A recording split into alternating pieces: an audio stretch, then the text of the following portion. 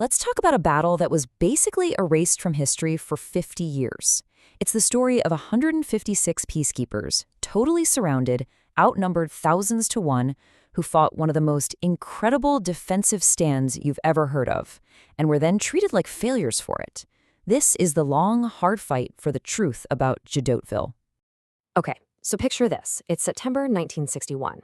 We're deep in the heart of Africa, in this breakaway state called Katanga, which is packed with valuable minerals. And a single company of Irish UN soldiers, they call them A Company, gets sent to this super remote mining town. We're talking 100 kilometers from their closest support. They were supposed to be there to protect the locals, but they were about to become the main target. And this is where the odds just get completely insane. On one side, you have 156 Irish soldiers with pretty light weapons. And on the other, a force of Katangese fighters and European mercenaries that numbered anywhere from 3,000 to, get this, 5,000.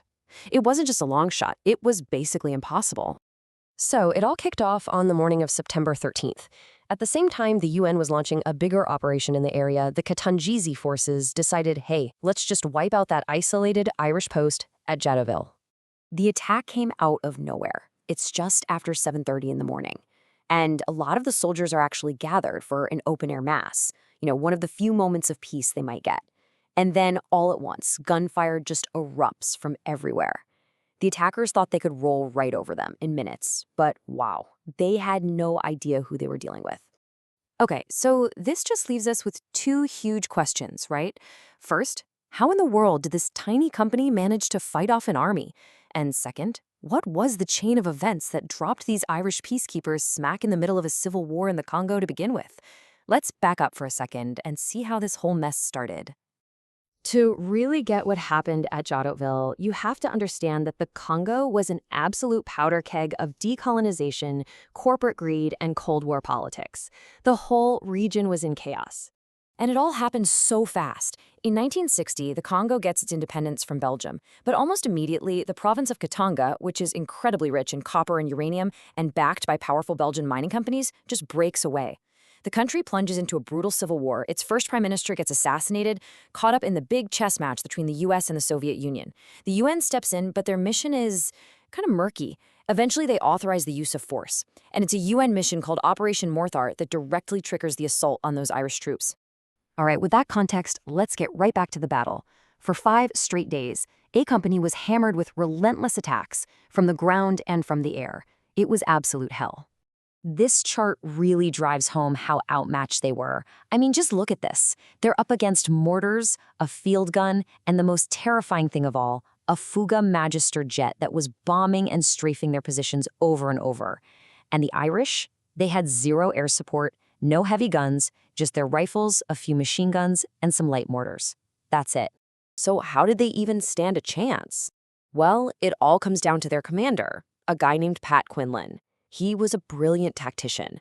Days before the attack, he just sensed that things were getting hostile, and he ordered his men to dig trenches, a full defensive perimeter.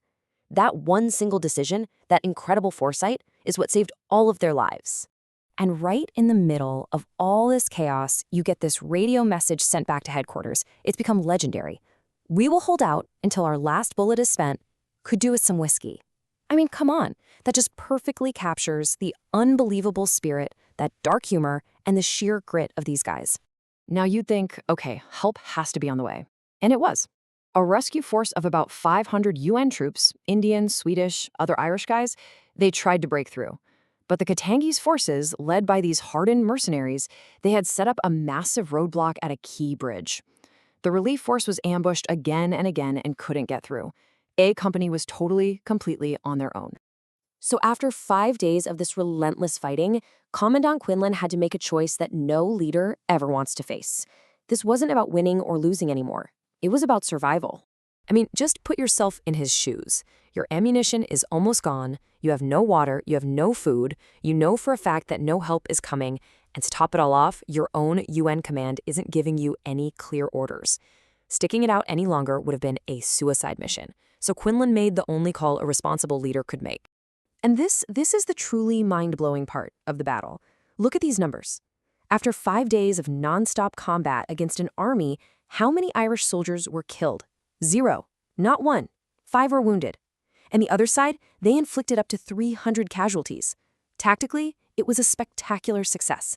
They were held as prisoners of war for about a month, but every single man came home alive. So you'd expect them to return to a hero's welcome, right? Parades, medals, the whole thing. But what actually happened was the deepest kind of betrayal.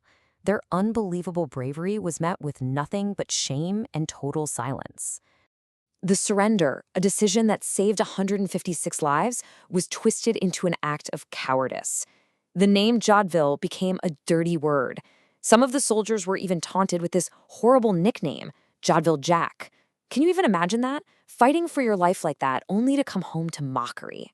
For decades, the Irish government and the military just swept the whole thing under the rug. They pretended it never even happened. No medals were awarded. Quinlan's recommendations for his men's bravery were just ignored. And the human cost of this was devastating. The shame, the lack of recognition, it led to PTSD, alcoholism, and tragically, a number of the veterans even took their own lives. But the soldiers and their families, they never, ever gave up. And what followed was a grueling campaign for justice that would stretch on for more than half a century. It's just staggering when you see how long this actually took. Commandant Quinlan, the hero commander, he passed away in 1997 without ever seeing his name officially cleared.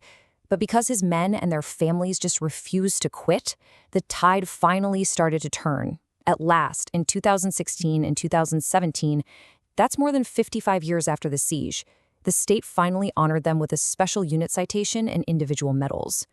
And here it is. This is the ultimate vindication.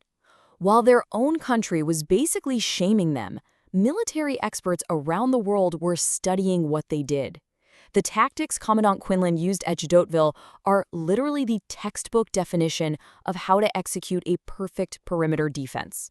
So, that really leaves us with this final question. The story of Jadotville forces you to ask, what does a victory really mean?